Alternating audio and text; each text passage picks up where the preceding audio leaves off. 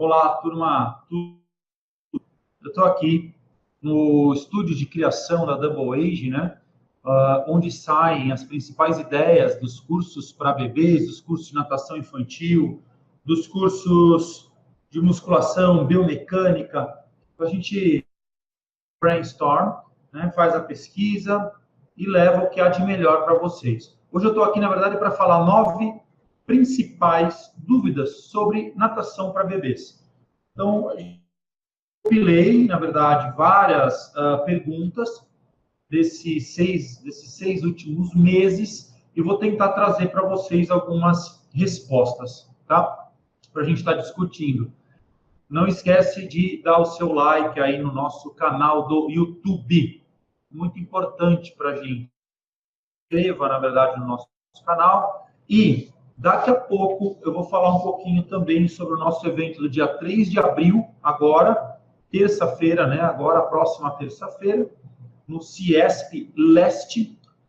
E vai ser o lançamento do curso de natação para bebês, do EAD, né? O professor Fábio Gomes, Renato Simon, professor Caio Graco, tá bom? Não percam. Vamos lá. Então, quais são as 9 principais dúvidas sobre natação para bebês? Vamos lá. Primeira, quanto mais cedo a criança entrar na piscina, Caio, mais facilidade ela terá em nadar? Quanto mais cedo a criança entrar na piscina, mais facilidade ela tem em nadar, ela terá em nadar? Depende desse segmento. Vamos lá. Eu preciso entender, né, e de repente já definir com vocês o que é nadar. Então, nadar é deslocar-se no meio líquido por impulso próprio em autossustentação. Se a gente entender que essa criança, ela se sustenta, né, ela fica lá em cima d'água e se move de alguma forma ela mesma, sozinha, isso é nadar. Então, não tem pesquisas dizendo para a gente que, olha, quanto mais cedo eu colocar, mais cedo ela aprende a nadar. Pelo contrário, nós temos indícios indicativos na literatura que se eu colocar a criança de 4 anos, que nunca nadou, com a criança que aprendeu lá desde bebê, eles vão aprender o nado crawl da mesma maneira lá com seus 4 anos e meio, 5 anos. Isso, então, as experiências passadas servem, lógico, para técnicas de salvatagem, para melhora no repertório motor, nas habilidades motoras, ou seja, quanto mais cedo o seu bebê for estimulado, maior será o repertório motor. Isso com certeza. Agora, ele nadar, sair nadando crawl, costas, peito e borboleta, isso, tá? Então, o desenvolvimento dessa criança depende da exigência de tarefas que o professor, que o profissional vai estar exigindo lá para o seu, na sua aula, para o seu bebê, né? Para os bebês, tá? Vamos lá. Segunda questão. 9 principais dúvidas sobre natação para bebês. Então, o contato precoce com a água fará com que ela não desenvolva medo de entrar na piscina ou no mar? Olha, de novo, depende. Eu preciso estar muito antenado com isso, porque eu já vi um trabalho sendo muito bem feito, de semanas com esse bebê, e um errinho do professor, a criança não querer mais, ou ficar com medo, ficar com trauma. Músicas, brinquedos cantados, por exemplo. Olha, cuidado com o jacaré que vai sair lá do ralo da piscina, ou do filtro da piscina. A criança, lógico, dependendo do tamanho da criança, né, do bebê, ele vai assustar. Falar, opa, peraí, tem um bicho ali grande, né? Eles triplicam essa magnitude, enquanto período simbólico, enquanto período dessa criatividade aí na cabecinha deles, né? A gente pensando aí nos bebês mais velhos, né? 4, 5, 6, 7 anos. Então, toma cuidado com que vocês estimulam durante as aulas de vocês. Esse bebê, ele tem que estar o tempo todo sendo estimulado e a gente precisa tomar muito cuidado enquanto estímulos, para ele não tomar uma água, para ele não se afogar durante a aula, né? Já vi muito exemplo, por exemplo, de vou pegar aqui o bebê e aí ele volta, né? Aí deixa lá o bebê nas costas, ou seja, o bebê cai, né? Os bebês menores, ou o pai mesmo fazendo manobras, né?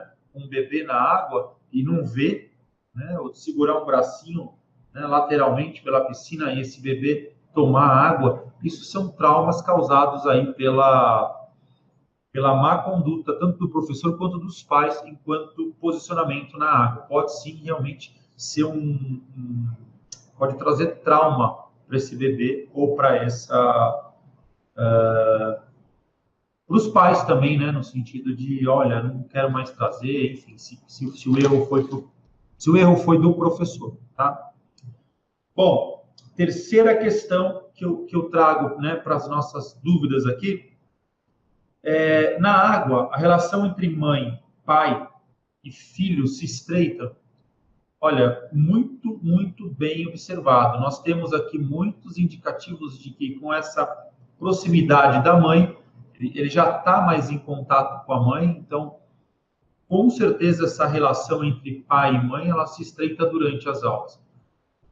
Pena que alguns pais não têm tempo suficiente para estar vivenciando todas as propostas com os seus filhos, né? Ou seja, levar na natação 2, 3, 4 vezes, ou que não seja na aula de natação, mas que seja fora, que seja na piscina, que seja no mar, que seja fora do contexto aula, ou seja, é obrigatório ir tal horário ali, né? É legal, que força também, mas essa relação entre a mãe, da amamentação, se puder amamentar durante a aula, esse resgate, né, de estar na água, e se o pai puder estar junto, a gente até coloca no curso, né? O pai estando junto seria o ideal. Pai e mãe, que por muitas vezes eu vi nas minhas aulas o pai sendo mais competitivo do que as outras mães, os outros pais, em termos de, olha o que meu filho está fazendo. E a mãe, talvez juntar esses dois comportamentos na aula seria de grande revalia, seria bem interessante, tá? Então, eu colocaria assim, o pai e a mãe juntos, né, na mesma aula, tá? A quarta pergunta são, vocês ficam muito preocupados enquanto bebês que frequentam a piscina têm mais chance de desenvolver problemas no ouvido? E aí é uma questão que já corre o mundo, né? É lógico que quem não faz e quem faz, existe uma probabilidade de, se você não tomar cuidados, desenvolver algum probleminha ali no ouvido. O grande impacto aí, né? A melhor resposta que eu daria para vocês é que não há evidências de que quem faz, quem tem problema de ouvido é porque faz natação. Não. Aliás, a pesquisa que a gente tem é o contrário. É que quem não faz tem mais problema de ouvido do que quem faz. Então, não tem relação, por exemplo, a otite de quem faz natação e de quem não faz a natação, tá? Lógico, tem que tomar os devidos cuidados. Piscina muito aberta, rajada de vento, né? Enquanto aula, o tempo todo, durante a aula, as piscinas descobertas, a piscina muito quente, a piscina descoberta, é difícil isso acontecer, mas, né, de repente, aí quer se aventurar numa termas, num parque aquático, tem que tomar cuidado realmente com esse entra e sai, né, de água no ouvido. Tem as técnicas que nós mostramos também nesse curso online, a gente mostra em algumas aulas como retirar a água desse bebê antes dele sair da água, porque pode entrar sem problema nenhum, mas você tem que saber retirar, né? E algumas técnicas depois, pós-aula, também a gente vai estar comentando com vocês depois, tá? A gente vai produzir mais vídeos sobre as dúvidas de vocês. Peço para que vocês deixem aqui embaixo na descrição, né, dos vídeos, nos comentários, mais dúvidas, né, para a gente poder ir criando mais lives, mais contato com vocês a respeito dos cursos, tá? Os bebês com problemas respiratórios se beneficiam das atividades dentro da água? Caio, eu tenho essa dúvida, né? Os bebês com problemas respiratórios se beneficiam das atividades dentro da água? Ao colocar o bebê na água, devido à pressão hidrostática que existe lá, né, entre outras propriedades físicas da água, eu acabo fazendo um trabalho de fortalecimento dessa musculatura, né? É diferente eu respirar fora, só com a densidade aqui do ar, e essa densidade muda só de eu ir na água.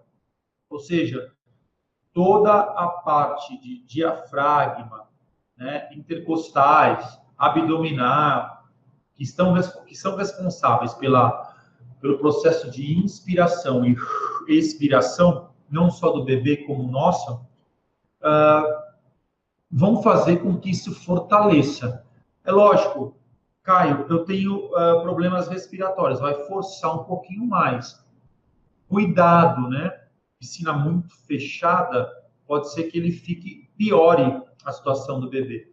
Então, piscinas um pouco mais abertas, né? O pé direito lá, né? Um pouquinho mais aberto, não tão fechadinhas, não tão quentes, que pode realmente acarretar respiratórios, mais agravar esse problema.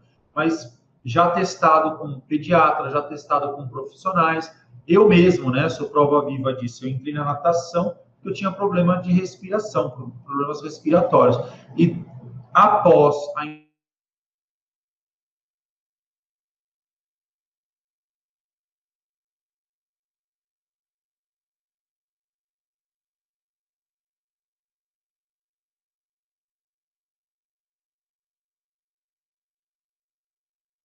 recentemente por conta, lógico, de tratar esse bebê como um todo.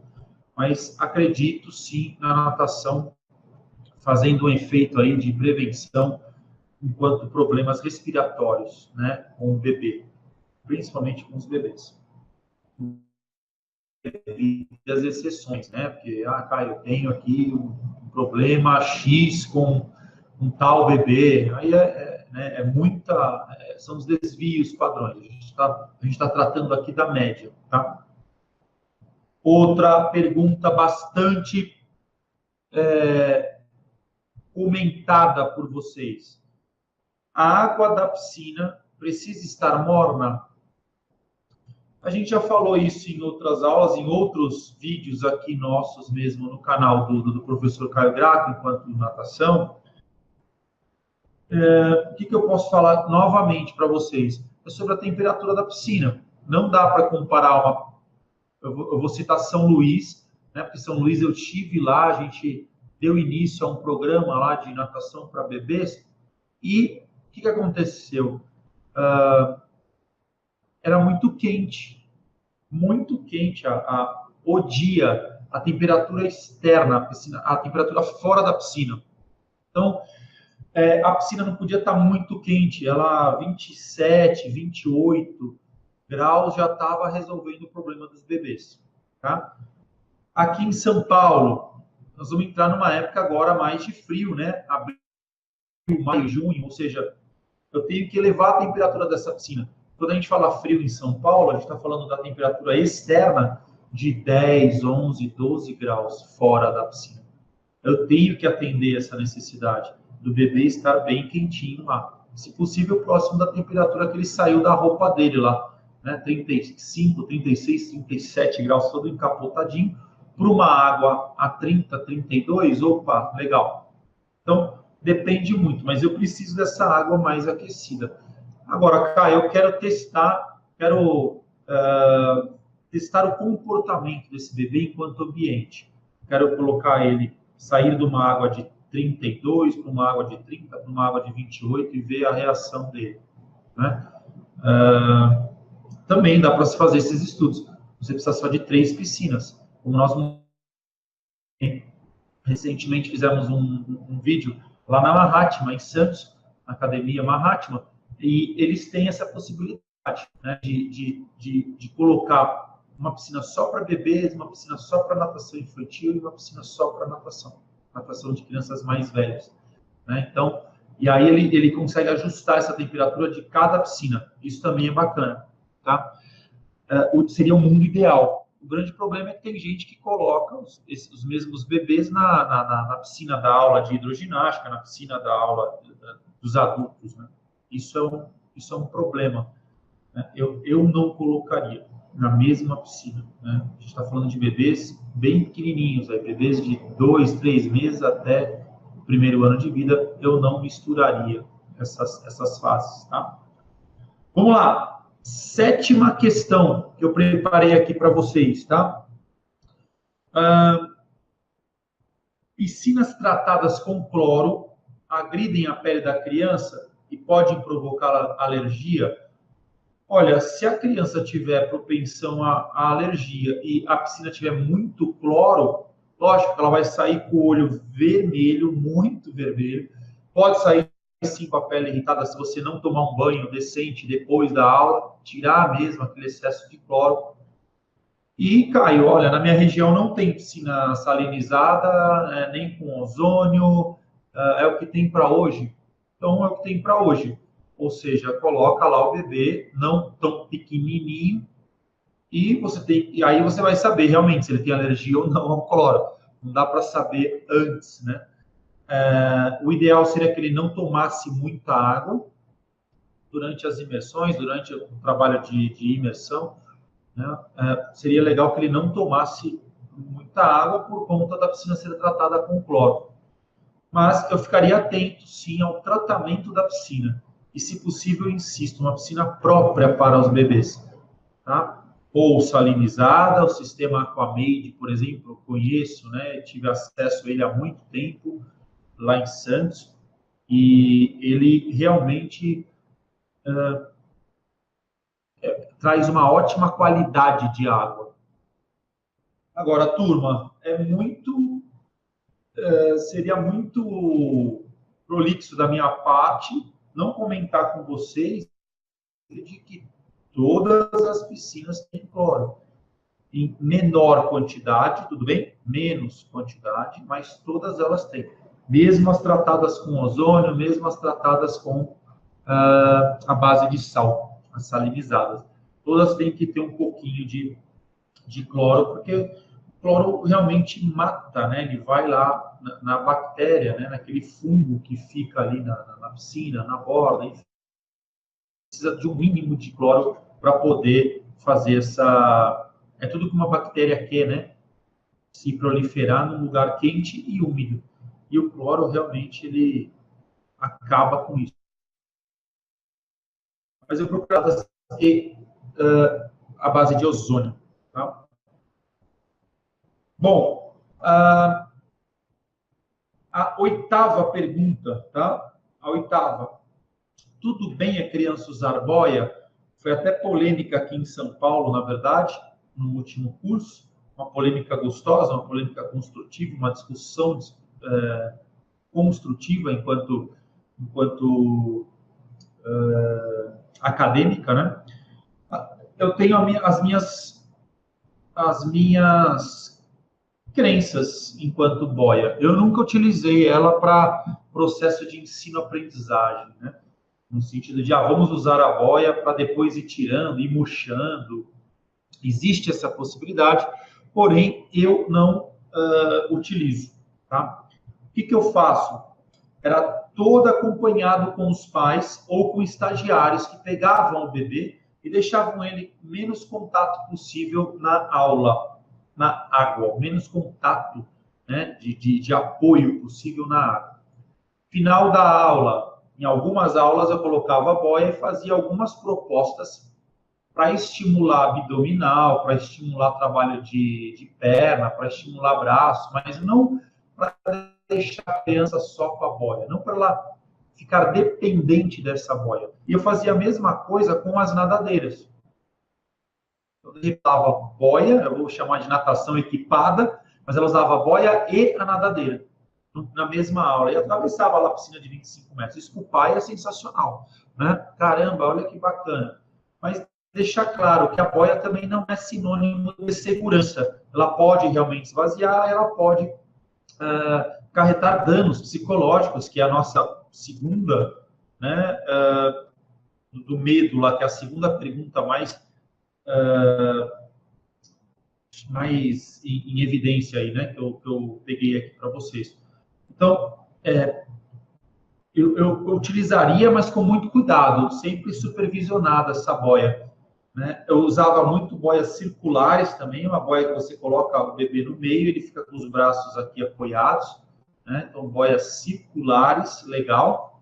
E a boinha de braço de vez em quando, ou também com a técnica de ir murchando ela gradativamente a cada aula, né? Para ele sentir realmente esse poder de flutuação dele, do palmateio, para ele saber sair dessas situações, problemas.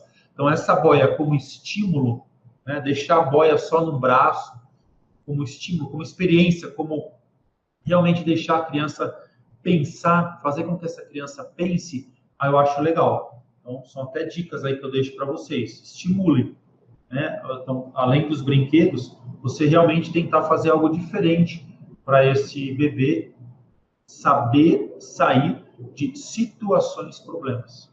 Tá? É uma dica que eu dou. A nona pergunta a nona e última pergunta, né? Das principais dúvidas sobre natação para bebês, a criança deve começar a nadar só depois de um ano? Eu sou contra, na verdade. Eu acho que a gente podia pesquisar mais, eu acho que a gente está pesquisando a respeito, a gente está indo atrás de mais dados científicos para que realmente comprove isso, porque nós estamos muito atrasados enquanto comportamento motor aquático. Ou seja, tem uma crença antiga de que para que colocar na água? Né? Quais os benefícios de colocar na água? O que ela vai aprender? Né? Ela vai aprender a nadar? Ela vai aprender a se virar? Pode ser técnicas de salvatagem. Pronto. Primeiro benefício pode ser essa técnica de girar, né, o tronco na água, sair de decúbito ventral para dorsal sozinho e esperar esse resgate. Eles estão fazendo bastante isso nos Estados Unidos. E juntamente com roupa, né, nadando com roupa. Então, entra aí as restrições organísmicas, nadar com roupa, nadar sem roupa. Só que eu não vejo essas estratégias nas aulas de bebê, vocês me desculpem, tem muita gente ainda não pode, só depois de um ano, só depois que tomar as vacinas. Entendo esse cuidado da área médica por conta das piscinas. Não tem piscina própria para isso. Agora, já temos as piscinas, já temos os profissionais gabaritados para isso. E, de repente, essa prática pode trazer não só técnicas de salvatagem, como um estímulo maior de controle motor, em termos de desenvolvimento motor aquático, em termos de comportamento motor aquático. Então, precisa ser feitas mais pesquisas na área a respeito desse comportamento motor. Para eu fazer pesquisa, eu preciso desses bebês na água, em tenras idades. Então, está sendo um parto, entre aspas, trazer essa nova tendência de colocar o bebê no segundo mês de vida na água, por exemplo. Então, a gente precisa realmente do apoio das áreas, né, tanto dos médicos quanto dos professores, quanto dos fisioterapeutas, para entender melhor esse comportamento motor aquático enquanto pesquisa, né? E a gente poder realmente colocar eles em tenras idades. Eles vêm do meio líquido, né? Eles vêm da vida intrauterina. E aí ficar 2 meses sem esperar vacinar, né? Eu deixo aqui uma das questões, tem pais que não vacinam, tem pais que são contra a vacinação. Sem levantar polêmica nenhuma enquanto religião, Mas tem algumas religiões que eles não acreditam que essa vacina pode imunizar, ou pode, pelo contrário, pode trazer mais toxina para o bebê. Então, eu tenho que respeitar. E o pai, tem alguns pais, Brasil, que já colocaram o seu bebê em tenras idades, entendam tenras idades, segundo, terceiro mês de vida, no mar. E tá lá o bebê, não vacinado, foi para o mar e tá normal. Não aconteceu nada demais.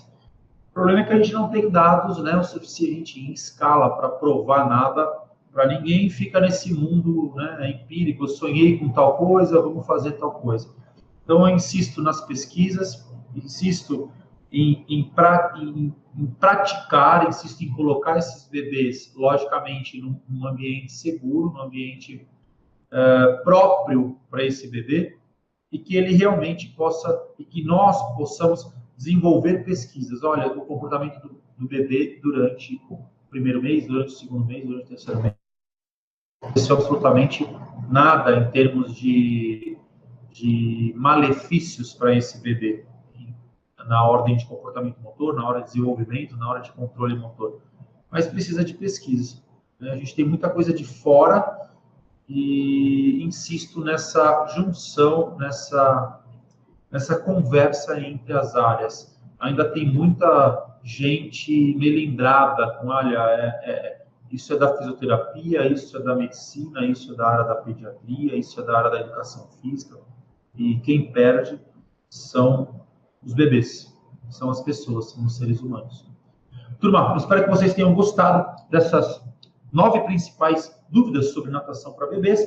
Eu vou deixar um PDF pronto para vocês também. Quem tiver interesse, eu vou deixar no nosso canal. Quem está inscrito no canal vai receber esse PDF por aqui mesmo, ou por e-mail. A gente pode mandar para vocês sem problema nenhum. Mas se inscrevam, divulguem. Aqui é um canal nosso aqui de bate-papo, de entrega, de trazer pesquisa, de trazer experiência, né? A experiência que eu tenho aí com água, de mais de 30 anos, com experiência de água para vocês, tá? Alguns recados do coração. Nós temos, dia 3 de abril, agora, no Ciesp, aqui da Zona Leste, o lançamento nacional da natação para bebês. Nós vamos ter 3 profissionais, professor Fábio Gomes, professor Renato Simon e eu. O professor Fábio vai falar sobre plano de carreira, como você potencializar seus ganhos. O professor Renato Simon vai estar falando de criatividade e ousadia dentro das aulas de natação. E eu vou estar falando sobre as múltiplas inteligências. Eu vou pensar algumas múltiplas inteligências, logicamente trazidas por Howard Gardner, né, Daniel Goleman, e eu vou adequá-las para as aulas de natação. Potencializar as aulas através das múltiplas inteligências, falando sobre um trabalho global. Né? Então, pensa lá nas 10 inteligências, né? Nas múltiplas inteligências. Pictória, musical, intrapessoal, interpessoal, sinestésica corporal, linguística, e por aí vai. Então, lá no dia, eu vou estar com o Flipchart, nós vamos estar trabalhando isso em loco, lá no meio da gravação, no meio do webinar. Nós vamos fazer ao vivo também. Então, quem não puder estar lá no Ciesp Leste, por favor, acompanhe. Às 9 horas da noite eu entro ao vivo, tá? Outra coisa bacana que nós estamos trazendo para São Paulo, eu gostaria do apoio de vocês, é o Ativa Baby. Nós estamos trazendo a professora Tatiana Galli, lá de São Luís, dias 14 e 15, aqui no Tatuapé, na Academia CPN, para levar o seu bebê. Então, todos esses estímulos e mais alguns que a gente está providenciando, né, aqui no nosso estúdio de criação, em loco, vai ser no dia. Você leva o bebê, Caio, eu não sou da área, pode levar o seu bebê. Caio, eu sou da área e tenho um primo meu que, né, acabou de ter bebê, posso levar o bebê? Você faz uma inscrição e leva quantos bebês quiser, no sábado ou no domingo. Então, são 2 horários que você escolhe, ou no sábado à tarde, ou no domingo, manhã e um pouquinho da tarde. Domingo, se eu não me engano, começa às 9 e no sábado começa às 13 horas. Na Academia CPN do Tatuapé. A gente espera vocês lá. Gratidão.